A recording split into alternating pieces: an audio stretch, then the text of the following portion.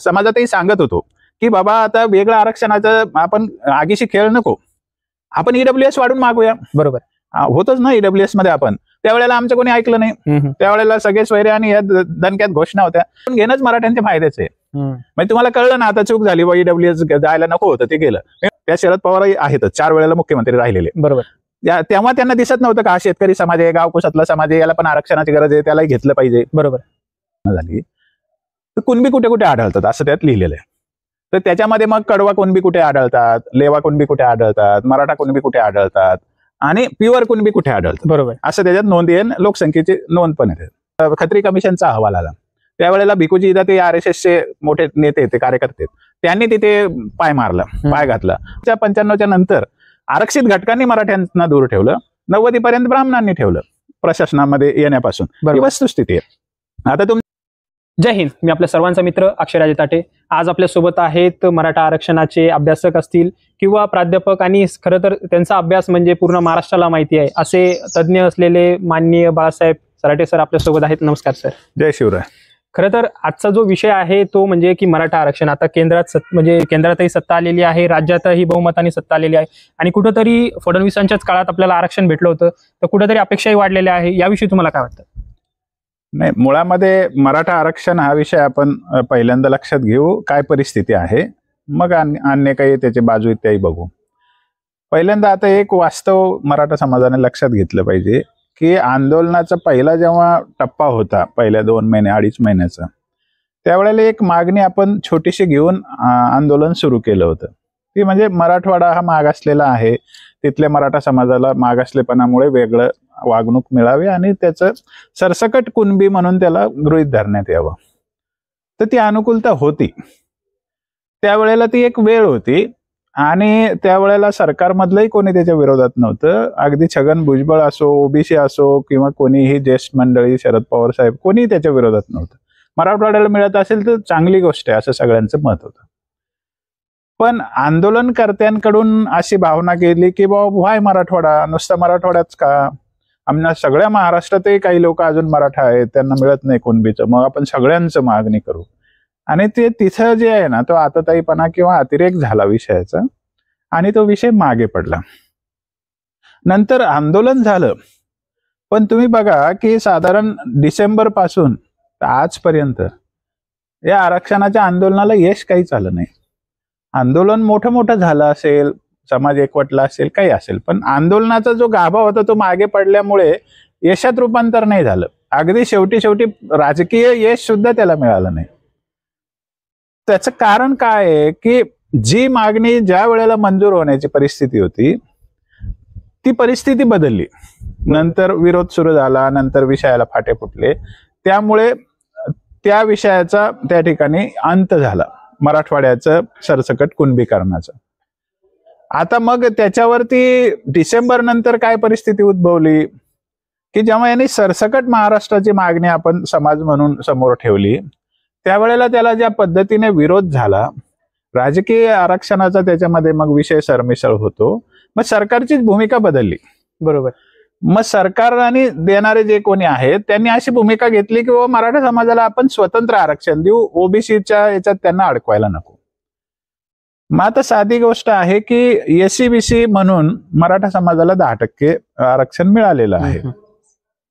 आता भारतामध्ये अशी एकमेव जात मराठा आहे की जिला स्वतंत्रपणे एका जातीला म्हणून स्वतंत्र 10% आरक्षण आहे, असं दुसऱ्या कोणत्याही जातीला नाहीये. बरोबर. हे वस्तुस्थिती आहे. मग आता मराठा आरक्षणाचं काय होणार हा प्रश्न गैरलागू याच्यामुळे ठरतो की आता फेब्रुवारीच्या 26 तारखेपासून तर आजपर्यंत आरक्षण तर चालूच आहे. मग आरक्षणाचं काय होईल हा प्रश्न का गैरलागू आहे? ते आरक्षण दिलेलं असताना तुम्ही आरक्षणाचा प्रश्न प्रलंबित आहे असं म्हणू शकत नाही ना. बरोबर. मग SC-BC हे आरक्षण आहे, ते एक स्वतंत्र कायद्याने दिलेलं आहे, त्याला घटनात्मक बेनिफिट त्याचे मिळत आहेत सगळ्यांना. आता जे बेनिफिट मिळत नाही कायद्यात असून सुद्धा ते का नाही मिळाले? कारण आपला फोकस सगळा वेगळ्या मागण्यांवर होता. सरकारने आरक्षण दिलं, सरकारला त्याचं श्रेय मिळालं नाही, सरकारच्या बद्दल कोणी चांगुलपणाने बोललं नाही, मग आंदोलन चालूच राहिलं. मग सरकार म्हणलं की तुम्ही आम्हाला जर मोजतच नाही तर मग आम्ही कशाला तुमच्या अडचणी सोडवायच्या? बरोबर. आणि त्यामुळे हे त्रांगडे, म्हणजे एसीबीसी आरक्षण वाईट नाहीये, एसीबीसी आरक्षण ओबीसी आरक्षणासारखंच आहे, कायद्यातच लिहिलंय तसं. पण प्रशासनातले लोक मग काय अडचणी करतात की तुम्हाला नाही ना हे पटत, मग बसा बोंबलत. बरोबर. आणि त्याचा परिणाम आपल्या मुलांवर झाला. मग त्याच्यात 2 GR निघाले, मग व्हॅलिडिटीचा प्रश्न मध्येच घातला, मग एका पानाचं सर्टिफिकेट की 2 पानाचं सर्टिफिकेट, असे बारके तर मग तुम्हाला माहिती आहे प्रशासनातले लोक कसे चाभरे असतात. मग ते त्याच्यामध्ये काड्या करून मराठा समाजाच्या मुलांची अडवणूक कशी होईल याच्याकडे त्यांनी लक्ष दिलं. बरोबर. आपण जर सरकारच्या बाजूने तेव्हा उभं राहिलं असतं की नाही तुम्ही देताय ते आमच्या मनासारखं नाही पण देताय ना आता, तर मग आपण सगळे मिळून सरकारचं कौतुक करू आणि फायदे घेऊ. आरक्षण तर मिळालेलं आहे, बरं ते चालू आहे. मग ते भूमिका न घेतल्यामुळे आपला फोकस बदलला, म्हणून त्या प्रशासनिक अडचणी आहेत. मग आपला फोकस काय पाहिजे आज की त्याच्यातल्या ज्या प्रशासनिक अडचणी आहेत, ओबीसी सारखे बेनिफिट ज्या ठिकाणी आपल्याला मिळत नाही, वयाचे असतील किंवा अन्य काही असतील, ते वाढून घेणे, बरोबर, ते मिळवून घेणे, ही मागणी केली तर सरकार त्याला तयार पण होईल. निश्चितच. म्हणजे आरक्षण आज प्रलंबित आहे का? तर नाही. आज आरक्षण आहे मराठा समाजाला, मराठा समाजाचे लोक ते आरक्षण घेतात. त्यामुळे मराठा आरक्षणाचा प्रश्न आता तरी अशा पद्धतीने निकाली निघालेला आहे. तुम्ही जसं म्हणलात की निकाली निघालाय, पण ESCBC मुळे ईडब्ल्यूएस वर इम्पॅक्ट झालाय, ईडब्ल्यूएस आपल्याला घेता येत नाही असाही आरोप होतोय. हा, तर मग आता तुम्ही सांगा की पहिल्यांदा ओबीसी मध्ये धनगर समाज होता, वंजारी समाज होता. धनगरांना एनटी मध्ये घातलं आणि वंजाऱ्यांना एनटी मध्ये घातलं. मग त्यांचा ओबीसीचा फायदा गेला की नाही? बरोबर. मग त्यांना जर म्हणलं असतं कोणी अरे तुमचं नुकसान झालं, ओबीसीचा फायदा गेला, खरं नुकसान झालं त्यांचं, पण ते आता वाटतंय त्यांना. त्यावेळेला स्वतंत्र आरक्षण घेताना नाही वाटलं. मग आता एका वेगळ्या गटात आरक्षण मिळाल्यानंतर आधीचं आरक्षण जर जात असेल तर ते नुकसान आहे का? तुम्हाला तुमचं 10% मिळालेलं आहे ना. त्यामुळे ईडब्ल्यूएस गेलं. खरं म्हणजे आम्ही त्यावेळेला सरकारशी पण म्हणत होतो आणि समाजातही सांगत होतो की बाबा आता वेगळं आरक्षणाचं आपण आगीशी खेळ नको, आपण ईडब्ल्यूएस वाढून मागूया. बरोबर. होतच ना ईडब्ल्यूएस मध्ये आपण. त्यावेळेला आमचं कोणी ऐकलं नाही. त्यावेळेला सगळे स्वैरे आणि या दणक्यात घोषणा होत्या, म्हणजे त्याही वेळेला आपण चुकलो. बरोबर. आपण ईडब्ल्यूएस मागितलं असतं वाढून तर प्रश्न मिटला असता. आज आता परिस्थिती आहे की एका आरक्षणात गेल्यामुळे दुसरं आरक्षण जातं हे वंजारी समाजाला माहितीये, ते धनगर समाजाला माहिती, ते होतं ना, असं झालेलं आहे ना. त्यामुळे ते नुकसान मराठ्यांचं नाही झालं, ते एक्स्ट्रा आरक्षण आहे त्याचे सरकारने खरं म्हणजे सम वाटप केले पाहिजे आणि ते दुसऱ्या गटात घातलं पाहिजे ते जास्तीचं आरक्षण आहे. पण ते आता का नाही घालत त्याची पण कारण आहेत. ईडब्ल्यूएस गेलं मराठ्यांचं, पण नवं मिळालं त्यामुळे मराठ्यांचं मुद्दलीमध्ये काही नुकसान नाही झालं. मुसलमानांना फायदा झाला तर ते नागरिक आहेत, त्यांना मिळाला फायदा, तर आपल्याला वाईट वाटायचं काय कारण नाही. करेक्ट. मुद्दा हा आहे की तुम्हाला ईडब्ल्यूएस जर चांगलं वाटत असेल आणि एसीबीसी चांगलं वाटत नसेल, मग आजही कोण माईचा लाल येतो का म्हणायला की एसीबीसी नको आम्हाला, हे 10% ईडब्ल्यूएस मध्येच वाढवून द्या. आम्ही हे म्हणतोय की ते वाढून घेणंच मराठ्यांच्या फायद्याचे. म्हणजे तुम्हाला कळलं ना आता चूक झाली, ईडब्ल्यूएस जायला नको होतं ते गेलं. मी म्हणतो ते घ्या, त्याच्यात मराठा समाजाचे 10% अजून ऍड करा आणि एसीबीसी सोडून द्या. बरोबर. हे जास्ती फायद्याचं आहे समाजाच्या दृष्टीने. पण आता घटनात्मक पेच काय, एक तर ते मागणी मराठ्यांनी करावी लागेल, सरकारने ते मागं घ्यावं लागेल, मग ईडब्ल्यूएस मध्ये आपण ऑटोमॅटिक जातो, मग ते वाढून घ्यावं लागेल. बरोबर. आणि ईडब्ल्यूएस वाढून मिळण्याची शक्यता जास्ती आहे. ओबीसी आरक्षण वाढण्याची शक्यता संपलेली आहे. आजच अमित शहा साहेबांनी संसदेमध्ये निवेदन केलेलं आहे आणि शरद पवार साहेबांनी जी पिल्लू काढलं होतं 25% वाढवण्याचं, ते त्यांनी लॉक केलेलं आहे. आता आरक्षणाची शैक्षणिक आणि सामाजिक दृष्ट्या मागास असलेल्या वर्गाचं आरक्षण 50%च्या वर सरकार वाढवणार नाही. इंदिरा साहनीचं ते मर्यादा आहे ती राहणारच आहे. मग आता आपल्याजवळ वाढून घेण्याचा मुद्दा फक्त ईडब्ल्यूएस येतो. बरोबर. ईडब्ल्यूएस वाढून द्यायला ते तयार होऊ शकतात, कारण त्याच्या सगळ्या क्षेत्रीय जातीच्या आरक्षणाबाहेर राहिलेल्या आहेत. ते आता ईडब्ल्यूएस घेत आहेत, जसे पटेल असतील, जाट असतील किंवा अन्य कापू असतील, जे जास्तीचे कायस्थ असतील, राजपूत असतील, ब्राह्मण असतील, मारवाडी असतील, हे सगळे त्याच्यात आरक्षण घेतात ईडब्ल्यूएस मध्ये, त्यातले गरीब लोक. तर ते वाढवायला सरकार तयार होऊ शकतं. आणि आता सुप्रीम कोर्टाचं पण मत असं आहे की आर्थिक निकषावरच आरक्षण सरकलं पाहिजे. सामाजिक शैक्षणिक मागासले वर्गाचं वगैरे आता हळूहळू ते कमी झालं पाहिजे. त्यामुळे ईडब्ल्यूएस आरक्षणात वाढ करणं, 10%चं 20% करणं हे शक्य आहे. सरकार ते करू शकतं. मागणी समाजाने तशी केली पाहिजे. तुमचं म्हणणं बरोबर आहे. जसं की आर्थिक निकषावर केलं पाहिजे, पहिल्यापासून मागणी आर्थिक निकषावरच होती. विलासराव देशमुखांचे काही व्हिडिओ आपण सोशल मीडियावर आपण बघतो मध्ये मध्ये, त्याच्यातही आर्थिक निकषावरच उद्देश होता. पण आर्थिक निकषावर हायकोर्टात किंवा सुप्रीम कोर्टात टिकत नाही असाही आरोप केला जातो. चुकीचा समज आहे.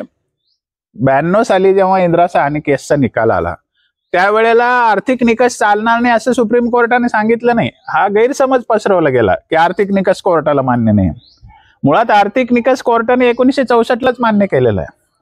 इंदिरा साहनी केसमध्ये त्याला एंडोर्स केलं, म्हणजे त्याला मान्यता दिलेली आहे की हे याच्या आधारावर पण देता येतं आरक्षण.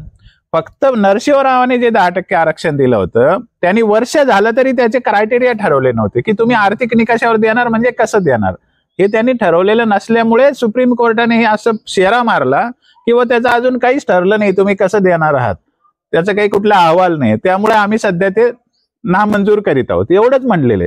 म्हणजे आर्थिक निकष कोर्टाला मान्य नाही असं नाही.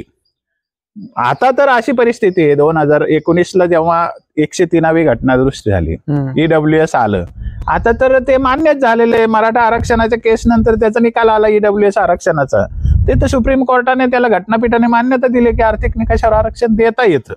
5ही जजेसने त्याला आर्थिक निकष मान्य केलेला आहे. इंदिरा साहनीने पण तो निकष मान्य केलेला आहे. बरोबर. आणि त्यामुळे आर्थिक निकषावरती आरक्षण देता येते आज रजिस्टर झालेलं आहे. आज तसं म्हणता येणार नाही की देता येत नाही. मग ते वाढून घेता येत नाही का? ते वाढून घेता येतं, घटना दुरुस्त झाली तर ते. आणि त्याला मान्यता का मिळू शकते? कारण ते एकट्या मराठ्यांचं आरक्षण नाही. बरोबर.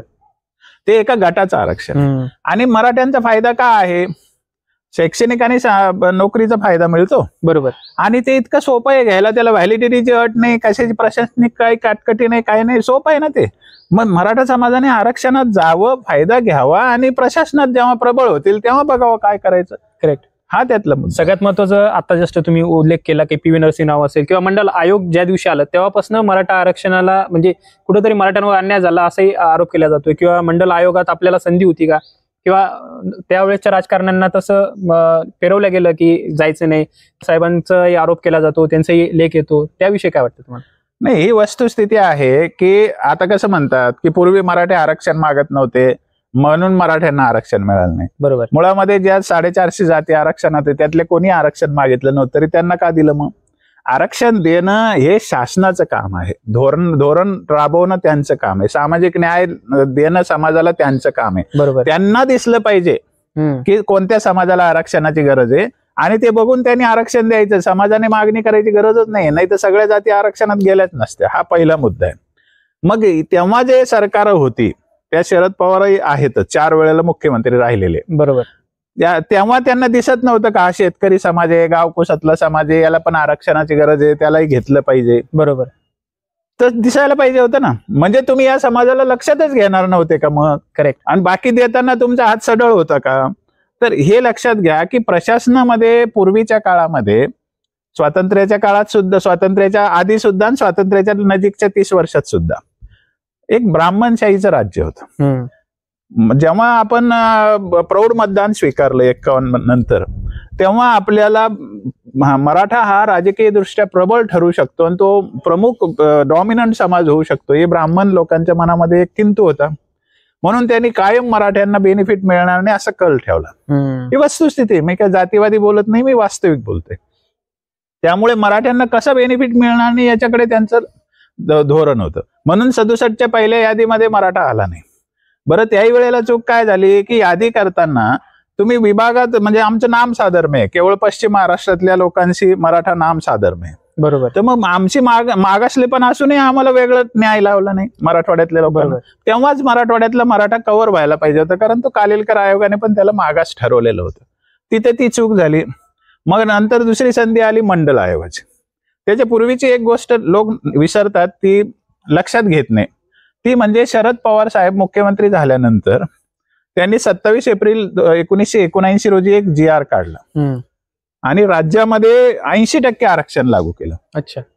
आणि त्याच्यामध्ये ओबीसीला 10% आरक्षण होतं, VJNTचं 4% आरक्षण होतं, SC STला 20%. पण तेही आर्थिक निकषावरच केलं त्यांनी. अच्छा. त्याला सुद्धा कन्वर्ट केलं होतं इकॉनॉमिक बॅकवर्डनेसवर. आणि उरलेलं जे आरक्षण 46% होतं त्याच्यात धरणग्रस्त, प्रकल्पग्रस्त, माजी सैनिक अशा सगळ्यांना आरक्षण दिलं. आणि त्यातलं 23% आरक्षण मुसलमान, राजपूत, मराठा असे जे आरक्षणाबाहेरचे घटक होते त्यांना 23% आरक्षण होतं. ते आरक्षण 84 पर्यंत चालू होतं. आर्थिक निकषावर आरक्षण 79 पासून 84 पर्यंत चालू होतं. त्याच्यावर रिक्रुटमेंट झाल्या, ते सगळं झालं. आता जे आमदार आहेत अजितदादाकडे, शिवाजी गर्जे नावाचे, ते तहसीलदार होते, त्यांनी 84ला त्याच्या विरोधात केस केली म्हणून ते आरक्षण गेलं. ज्याला मराठा लोकांमध्ये एक असा हे आहे, काय त्याला गैरसमज आहे की 82ला आर्थिक निकषावर आरक्षणाचा लढा सुरू झाला. अरे ते 82ला तर आर्थिक निकषावर आरक्षण होतच ना. बरोबर. म्हणजे मराठा समाजाचे आंदोलन वास्तवाच्या किती दूर असतात याचं एक अजून मोठं उदाहरण आहे ते. म्हणजे आजचं जसं आहे तसं ते पण आहे, हे लक्षात घ्या तुम्ही. म्हणजे त्यावेळेला आर्थिक निकषावर आरक्षण महाराष्ट्रात होतं. बरोबर. तो GRA माझ्याकडे, मी शेकडो लोकांना तो दाखवलेला आहे आणि मंडल आयोगाच्या अहवालात हे लिहिलेलं आहे की महाराष्ट्रामध्ये आर्थिक निकषावर 80% आरक्षण आहे म्हणून. त्यामुळे ते काही असं लपवण्याचं काही नाही. पण ज्या वेळेला मंडल आयोग 79 मध्ये अभ्यास करत होता त्यावेळेला शरद पवार साहेबच मुख्यमंत्री होते. मंडल आयोगाची रचनाच मुळात जनता गव्हर्नमेंट म्हणजे भाजपचे पूर्वीचं जनसंघ आणि समाजवादी गट असे सगळे जे नॉन काँग्रेसी लोक त्यांचा गट होता तो. मग त्यांना देशामध्ये जातीय आधारावर समीकरणं बनवायची होती पॉलिटिकल, काँग्रेसला शेह देण्यासाठी. बरोबर. मग मंडलची निर्मितीच मुळात अँटी काँग्रेसिझमच्या दृष्टिकोनातून झालेली होती. त्यामुळे मग महाराष्ट्रात मराठा हा काँग्रेसचा आहे, पाठीराखण करतो म्हणून त्याला बाहेरच ठेवलं पाहिजे असं त्या ठिकाणी धोरण घेण्यात आलं. मराठा क्षेत्रीय असं उगाच सांगण्यात आलं. आता मराठवाड्यामध्ये कोण सरदार घराणा आहे, कोण लढणारे घराणे आहे सापडतो का 300 वर्षात कोणी? तरी आपण क्षेत्रीय झालो, जे की प्युअर कुणबी होतो आणि त्या मंडळ आयोगातही बाहेर फेकले गेलो. शरद पवारांच्या काळामध्ये जी यादी राज्यातूनच गेली, मंडलने काही यादी बनवली नव्हती. 272 जातीमध्ये मराठा घातला गेला नाही, हे शरद पवारांची सगळ्यात मोठी घोडचूक होती. त्याच्यानंतर मग हे सगळा विषय वाढला. जी पहिली 67ची यादी आहे आणि त्याच्यात 1990 पर्यंत काही 20-25 जाती ऍडिशन केल्या, तीच यादी मुख्य यादी आहे.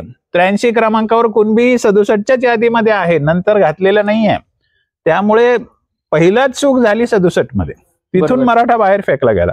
दुसरी संधी होती मंडलमध्ये, तिथे मराठा घेतला गेला नाही आणि पुढे तर मग राजकारणच सुरू झालं. जसं 90 पर्यंत ब्राह्मणशाही होती प्रशासनामध्ये, बरोबर. आता 2020चा जेव्हा दशक आला तेव्हा ओबीसी शाही आली. त्यामुळे मराठ्यांना आधी विरोध ब्राह्मणांनी केला, आताच्या 2-3 दशकामध्ये आरक्षित घटकांनी केला. मराठा हा शेवटी आरक्षणाच्या बाबतीमध्ये मेन स्ट्रीम पासून बाजूला गेलेला आहे, हे वास्तव आहे. निश्चितच. तुम्ही आता जसं आपण उल्लेख केला, हैदराबाद गॅजेटचाही खूप जास्त चर्चा केल्या जाते आणि ज्या दिवशी चूक झाली होती का, कारण आणि अशा गोष्टी केल्या जातात की नागपूर कराराच्या वेळेस पण जे पदरात पाडायचं होतं मराठवाड्याला ते पाडता आलं नाही.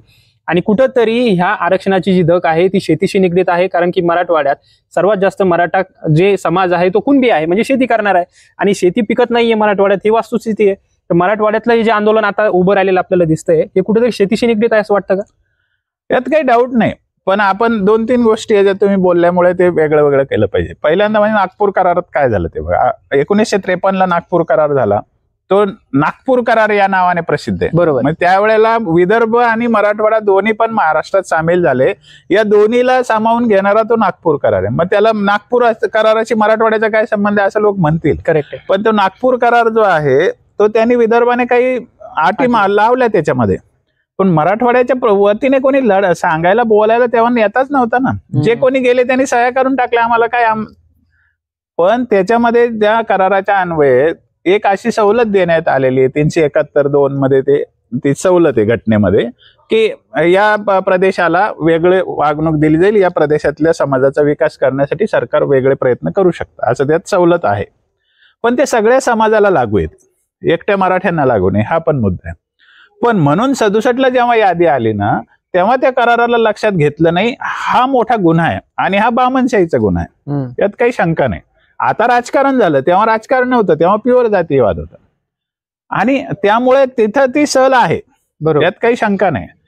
पण आता हैदराबाद गॅजेट नंतर काय ते 1881ची जनगणना, हे सगळं गायकवाड आयोगाच्या अहवालातले डॉक्युमेंट्स आहेत. हे काही नवीन कोणी शोधलेलं नाही, आम्ही 15 पासून याच्यात उत्खनन करून करून ते काढलेले गायकवाड आयोगात हे सगळं लिहिलेलं आहे. ते डॉक्युमेंटचा विषय जरांगे पाटलांच्या आंदोलनामध्ये मी वर्षभर त्याच्याबरोबर गावोगाव फिरलो. ते सगळी मागणी सगळं ते डॉक्युमेंट दिलेले आहेत, ते काही नवीन कोणी आणलेले नाहीत. मुद्दा काय आहे की त्याच्यात काय लिहिलेलं आहे, 1881 ची पहिली जी जातीनिहाय जनगणना झाली तर कुणबी कुठे कुठे आढळतात असं त्यात लिहिलेलं आहे. तर त्याच्यामध्ये मग कडवा कुणबी कुठे आढळतात, लेवा कुणबी कुठे आढळतात, मराठा कुणबी कुठे आढळतात आणि प्युअर कुणबी कुठे आढळतात, बरोबर, असं त्याच्यात नोंद येईल. लोकसंख्येची नोंद पण येते.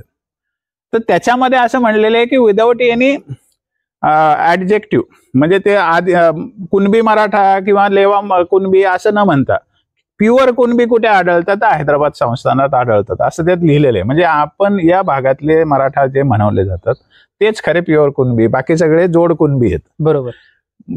पण ते त्याच्यात लिहिलेलं आहे ते 67 ला गृहीत धरून काम व्हायला पाहिजे. बरोबर. नंतर 2001 ला जेव्हा खत्री कमिशनचा अहवाल आला त्यावेळेला भिकूजी इदा ते RSS चे मोठे नेते, ते कार्यकर्ते, त्यांनी तिथे पाय मारला, पाय घातला आणि तिथे सगळ्या मराठ्यांना कुणबी करता येणार नाही असं त्याने केलं. त्यांनी हे एवढं पोचच नाही त्या माणसाची.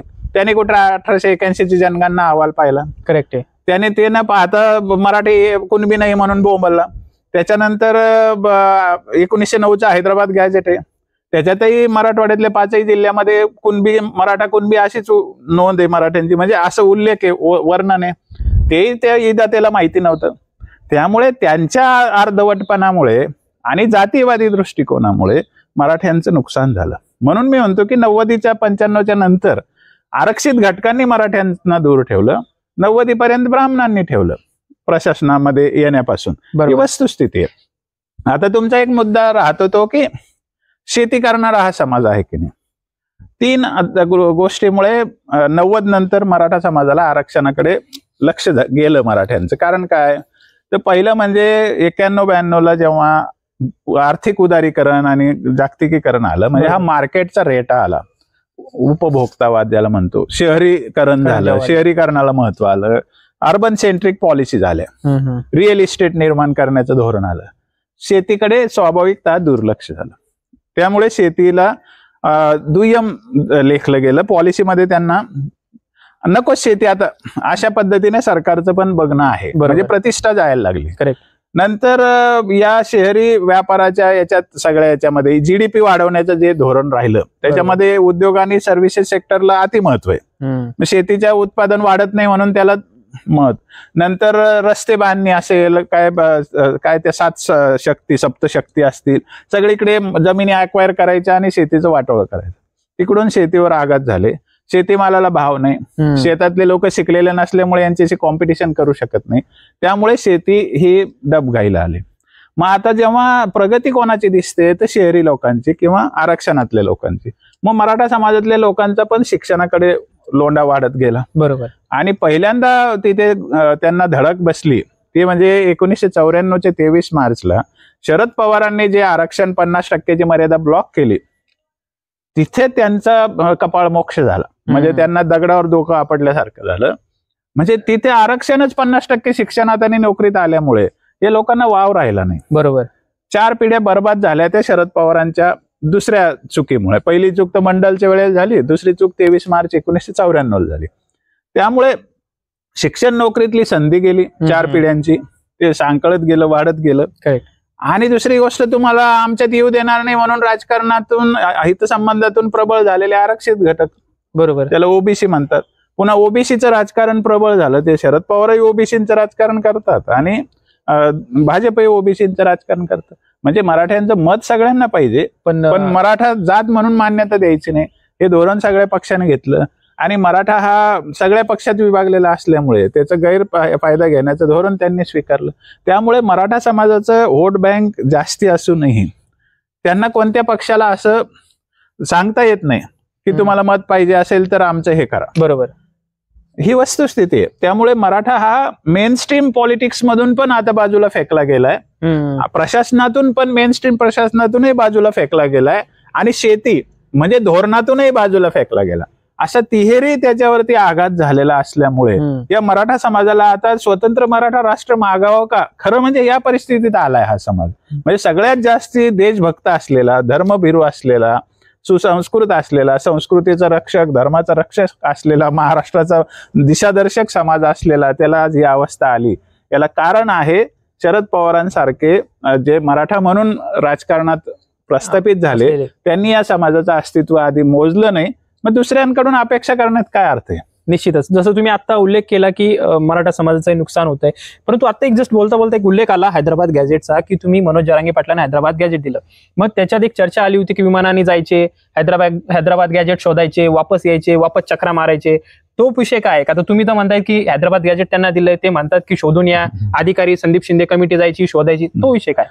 हे समाजाला म्हणजे काय म्हणणं, उल्लू बनवणे असं म्हणतात त्याला. समाजाला येडं बनवण्यासाठी केलेलं नाटक आहे. म्हणजे मी तर म्हणतो त्यांच्यावर गुन्हा दाखल झाला पाहिजे त्या सगळ्या अधिकाऱ्यांवर, कारण त्यांनी रिझल्ट काहीच दिल्याने नुसतं खर्च केला ना.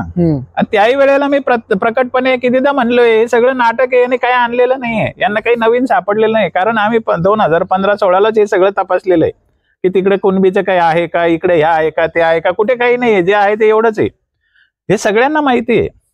पण नाटक केलं म्हणजे मग बातम्या येतात ना, सरकार खूप काही करते, सरकार खूप काही करते. सरकारला एकच शक्य होतं, जे 33-34 नमुना जो आहे भूमी अभिलेखचा, तो मोठ्या प्रमाणावर शोधायचा, प्रत्येक तालुक्याला तंबी देऊन शोधायला लावायचं, ते शक्य होतं. त्यात अजून 5-25% कव्हर झाला असतं समाज. पण तिथे प्रशासनातला जो अँटी मराठाइझम आहे, मी म्हटलं जसं की आरक्षित घटकातले लोक ते आडवे येतात, ते बघतच नाही, ते म्हणतात नाही हे डॉक्युमेंट. त्याच्यामुळे मराठ्यांचं तिकडून पण हे झालं ना. म्हणजे थिअरी मराठा कसा डावलला जातो, धोरणामध्ये अलीकडच्या अर्थव्यवस्थेमध्ये शेतीला डावललं, म्हणजे ॲग्रेरियन क्रायसिस, शेतकरी आत्महत्या होतात. नंतर आरक्षणात यांना वाव नसल्यामुळे प्रशासनामध्ये डावललं गेलं. हे भयानक आहे नाही खरी गोष्ट. आणि राजकारणामध्ये आमचं काय वोट बँकेला अर्थच नाही, तुम्ही द्यायचं तर द्या, नाही तर नका देऊ म्हणलं म्हणून राजकारणातूनही डावललं गेलं. आणि हे डावललं गेलेलं आहे. मी म्हणजे वस्तुस्थिती सांगतोय, काही जाती अँगल नाही याला, बरोबर आहे, अभ्यासक म्हणून सांगतोय. म्हणजे थिअरी आघात झालेल्या मराठ्यांनी करायचं काय, हे प्रश्न आहेच. मराठवाड्याचं आरक्षण पदरात पडलं असतं का? म्हणजे जेव्हा तुम्ही सोबत होता, तुम्ही आता जस्ट उल्लेख झाला की मराठवाड्याचं द्यायला सरकार तयार होतं, विरोधक पण नव्हते, छगन भुजबळ सारखे नेते पण विरोध करत नव्हते, तर ते पडता आलं असतं आपल्या.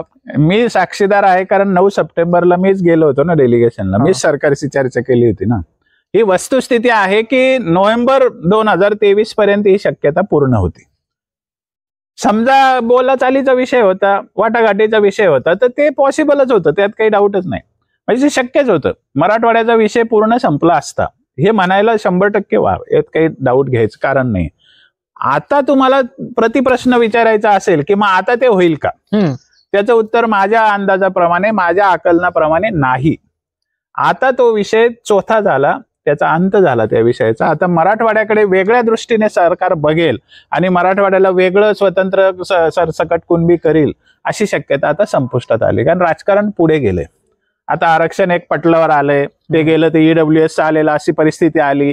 आता EWS वाढून घेता येऊ शकतं अशी शक्यताही आहे. मग आता EWS की पुन्हा कुणबी, बरोबर, असा प्रश्न काय येतो तेही बघा तुम्ही, की कुणबी होण्यामध्ये फायदा एकच आहे एक्स्ट्रा, ते म्हणजे स्थानिक स्वराज्य संस्था आणि पंचायत राजमध्ये आरक्षण मिळतं.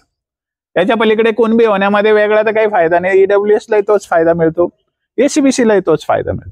मग आता मराठ्यांना राजकारणामध्ये आधीच त्यांचं पीक एवढं आलेलं आहे, आणखी त्यांना राजकीय बनवून काय फायदा होणार आहे?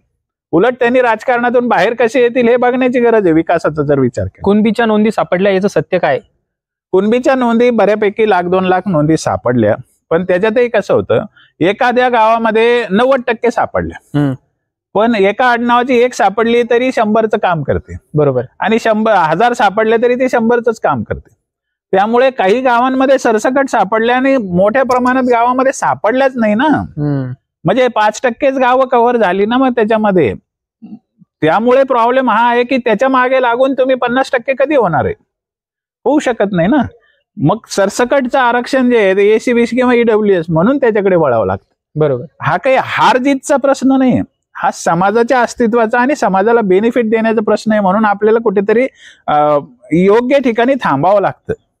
आणि आता तुम्ही आरक्षण घ्या, पहिल्यांदा प्रस्थापित व्हा, बरोबर, मग आपण त्या सुधारणा कशा करायच्या तर करू. बरोबर. असं आपल्याला बोलावं लागतं. द्यायचं तर ओबीसीतच, नाही तर काहीच नाही असं म्हणून आपलं काम नाही होत, कारण ते काही व्यक्तिगत नाही ना, ते समाजाच्या आज ज्याचं ऍडमिशन आहे त्याला उद्या काय फायदा होणार. बरोबर आहे, correct. हे बघावं लागतं ना त्याच्यामध्ये. तर मग आज असं आहे की आज सरकार मराठवाड्यातल्या मराठ्यांना कोणत्याच आधाराने कुणबी सरसकट करणार नाही, कारण तो विषय आता अंत झालेला विषय.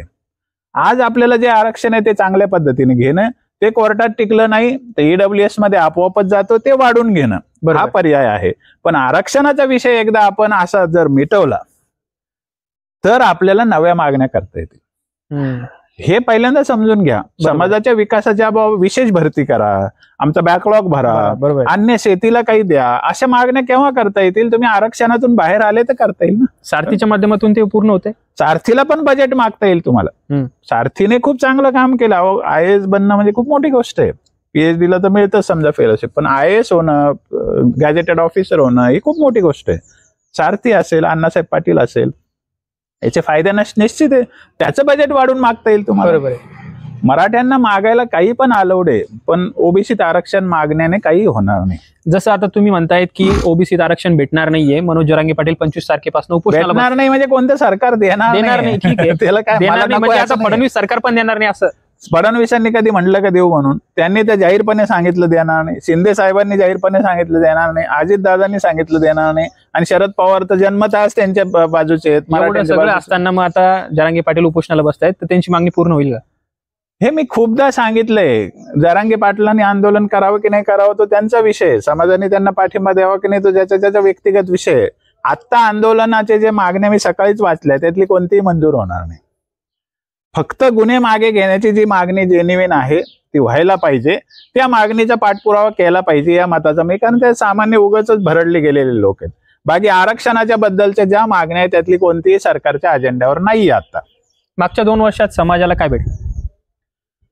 माझं म्हणणं असं की आपण 15 पासूनचा हिशेब लावू.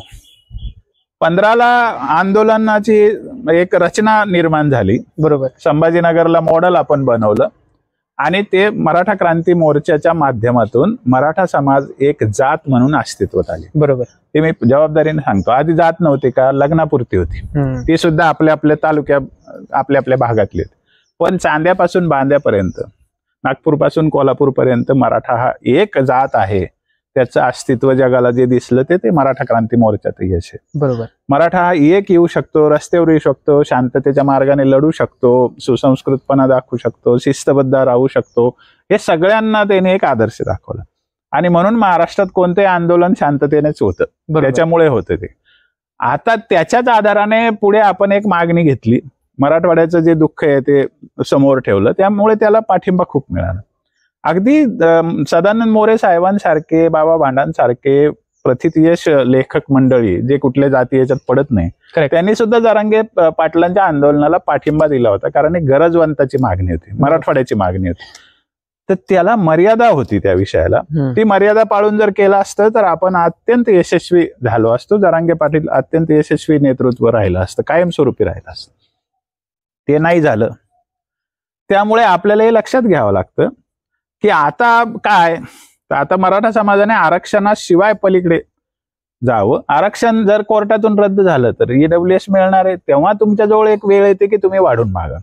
पण आता आरक्षणाशिवाय सारथीला बजेट वाढून मागवता येईल, तुम्ही अण्णासाहेब पाटलाच्या याला आणखी आयाम जोडता येतील, मराठवाड्याचे काही विशेष प्रश्न तुम्हाला मांडता येतील, शेतीचे काही प्रश्न मांडता येतील. मोबाईल कोचिंग क्लासेसची संकल्पना जी आहे, ग्रामीण भागातले शाळा या क्वालिटी राहिली नाही, बरोबर, त्यांना काही तुम्ही क्लासेस उपलब्ध करून देऊ शकता का सपोर्टिंग म्हणून, त्याची कल्पना मांडता येऊ शकते. जसं हॉस्टेल असतं तसं मोबाईल कोचिंग पण देता येऊ शकतं, स्पेशल त्यांना ड्राईव्ह घेता येऊ शकतं. अन्य खूप मागण्या करण्यासारख्या आहेत ज्याच्यातून समाजाची प्रगती एक स्टेप पुढे जाऊ शकते. बरोबर. आंदोलन करणं याच्यातच यश असतं असं नाही. आंदोलन करून आपण जे सिद्ध केलं की आहे आमची ताकद, पण ती तुम्ही राजकीय ताकद म्हणून सिद्ध नाही करू शकले, हे एक अपयश पण त्याच्या मागे दडलंय.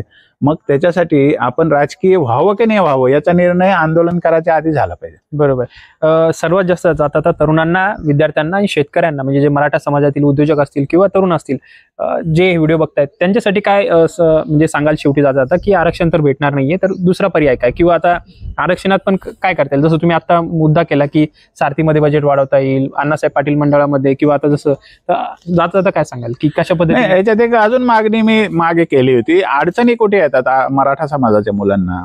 अडचणी 3 ठिकाणी येतात. शिक्षणात. एक तर प्रशासनात येतात, बरोबर. एक धोरणात येतात हा. आणि एक राजकारणात येतात. हम्म. डावलला जाण्याच्या 3 ठिकाणी गोष्टी. मग प्रशासनात जर तुमची माणसं कमी आहेत आणि तुम्हाला अडचणी आणतात प्रशासनातले लोक, तर स्वतंत्र मराठा समाजासाठी मंत्रालय मागणं ही मराठ्यांच्या फायद्याची गोष्ट. आरक्षण मराठ्यांना ओबीसीतून मिळणार नाही हा काही मी शाप देत नाहीये. मी वस्तुस्थिती सांगतोय की सरकार कोणतंही येऊ, महायुती येऊ की महाआघाडी येऊ, त्यांनी सांगून टाकलेले आम्ही देणार नाही. त्यामुळे ते देणार नाही ही वस्तुस्थिती ही मी सांगतोय समाजाला. त्यांनी देऊ नये असं माझं मत नाही. न्यायाच्या भूमिकेतून त्यांनी ते दिलं पाहिजे. त्यांनी घटनेचं पायदळी तुडवलेली आहे, ते गुन्हेगार आहे, ते माझीच केस आहे कोर्टामध्ये, त्यामुळे मला माहिती आहे की ते कसं आरक्षण बोगस आहे. पण मराठ्यांची आजची काय परिस्थिती तेही लक्षात घेतलं पाहिजे. मराठ्यांनी नुसतं लढत राहून काही मराठ्यांना फार काही मिळणार नाही. ज्याच्यात आरक्षणाला ज्यांचा डायरेक्ट संबंध नाही ते लोक आंदोलन करतात. जे लोक आरक्षणाचा फायदा घेतात ते आपोआप आरामात राहतात. मग त्याच्यातून ग्रामीण भागातलं वातावरण अजून बिघडतं. बरोबर. म्हणून मराठा समाजाने आता जे आरक्षण चालू आहे ते पोरांनी एससीबीसीचा फायदा घ्यावा. ज्या दिवशी एससीबीसी जाईल त्या दिवशी आपोआप ईडब्ल्यूएसचा फायदा मिळेल. त्याच्यात वाढ करून घेण्यासाठी जरूर मराठा समाजाने आंदोलनाचा मार्ग ठेवावा. बरोबर. आता त्याच्याशिवाय ज्या गोष्टी आहेत, तर माझं जे टार्गेट आहे आता इथून पुढचं ते शेती आणि शिक्षण आहे. आपले 2च मुद्दे आहेत की ग्रामीण भागातलं शिक्षणाची जी क्वालिटी बेकार झालेली आहे त्याला सगळं सरकार कारण नाहीये, त्याला समाज पण कारण आहे ना. बरोबर आहे. आपण आपल्या पोरांच्या शिक्षणाकडे त्या दृष्टीने बघत नाही ना. मग ते बघायला पण पाहिजे ना आपल्याला. आपली क्वालिटी किती 10वी झाला त्याला वाचता येत नाही, मग हे काय चूक सरकारची आहे? शिक्षण भारतामध्ये तुम्हाला सांगतो अमेरिकेपेक्षा 10 पट भारतात सरकारचा शिक्षणावर खर्च होता. अमेरिकेत शिक्षणावर सरकारचा खर्च होत नाही, तिथे प्रायव्हेट एज्युकेशन आहे. मग आपल्याकडे फुकट एज्युकेशन आहे ना. मग ते काय घेत नाही आपला समाज? आपल्याकडे शिकतात तालुक्याच्या गावाला कॉलेजेसला, तिथे नुसतं ऍडमिशन आणि परीक्षा आहे. क्वालिटी काय? ग्रॅज्युएट झाला, 15वी झाला आणि 17वी झाला असं म्हणतात पोर. म्हणजे शिक्षणाची क्वालिटी बघितली पाहिजे आणि शिक्षणात काय मागण्या करायच्या त्या केल्या पाहिजे. शेतीच्या बद्दल शेतीमालाला भाव हे कोणतं सरकार करणार नाही. शरद पवार होते तेव्हाही केलं नाही आणि काँग्रेसचं सरकार आलं तरी करणार नाही, भाजपचं सरकार पण करणार नाही.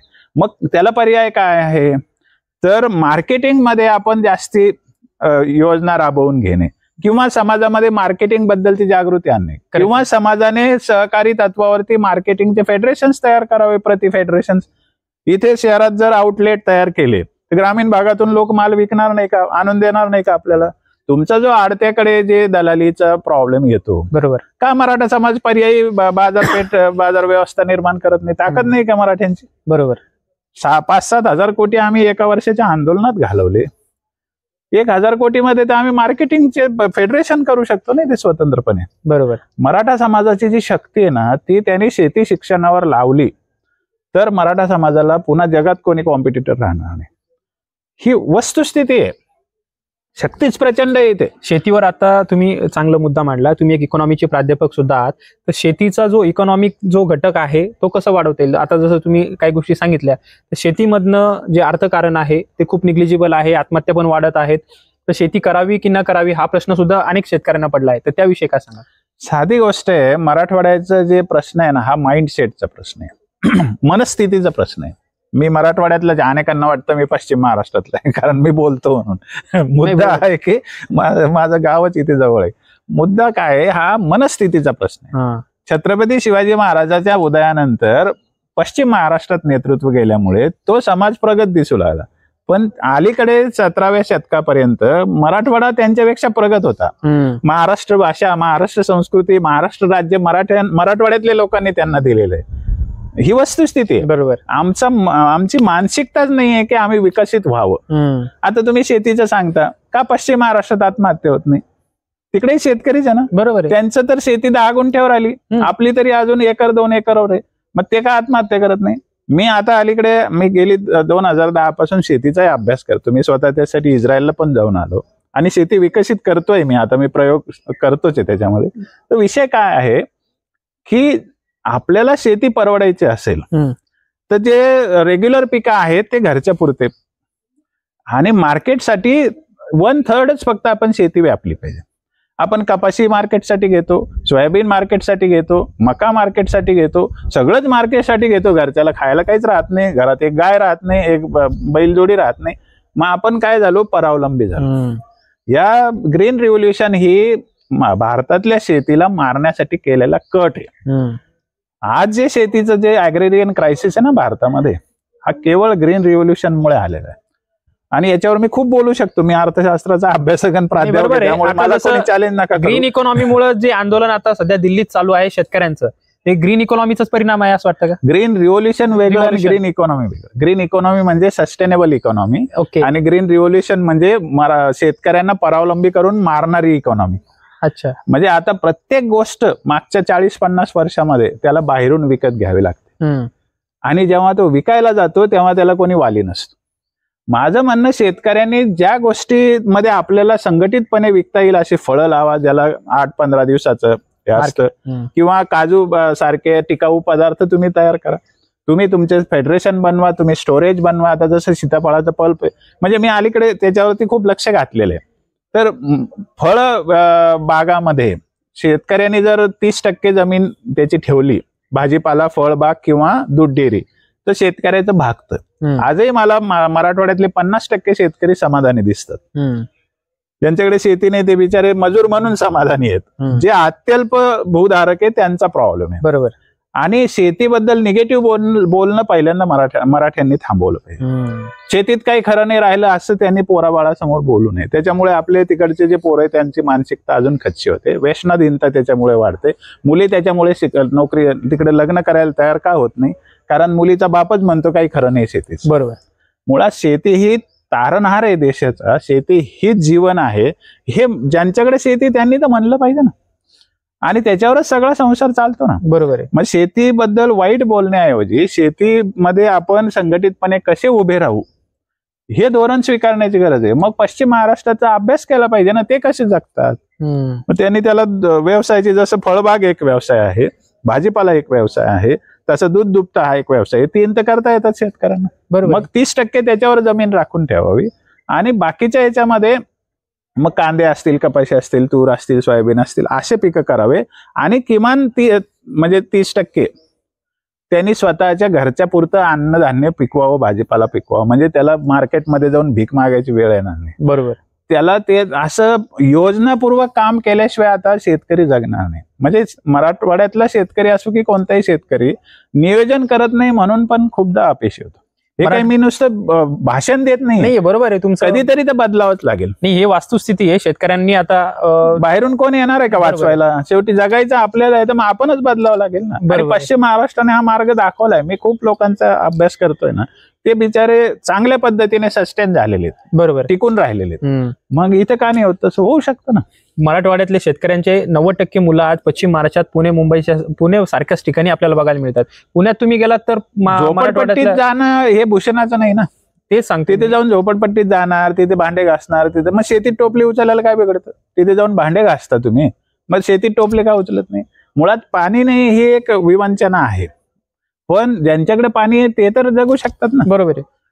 त्याचं प्लॅनिंग तर केलं पाहिजे ना. किती लोकांना पाणी नाही त्यांचा वेगळा विषय, त्यांच्यासाठी वेगळं काही शेतीपूरक उद्योगाची रचना केली जाऊ शकते. म्हणजे शेतीमध्ये भाजीपाला, फळबाग आणि दूध डेअरी आणि शेतीपूरक उद्योगामध्ये प्रोसेसिंग वगैरे मध्ये जर ज्यांच्याकडे शेतीला पाणी नाही त्यांना इन्व्हॉल्व्ह केलं तर गावातल्या गावात हे सस्टेनेबिलिटी येऊ शकते. उत्पादन वाढवण्यापेक्षा उत्पादन टिकवणं महत्वाचं. उत्पादन म्हणजे उत्पन्न या अर्थाने बोल. तुम्हाला श्रीमंत व्हायचं ह्या भूमिकेत नाही असले पाहिजे. आम्हाला चांगलं जगायचं या भूमिकेत असलं तर पुरू शकतं ते.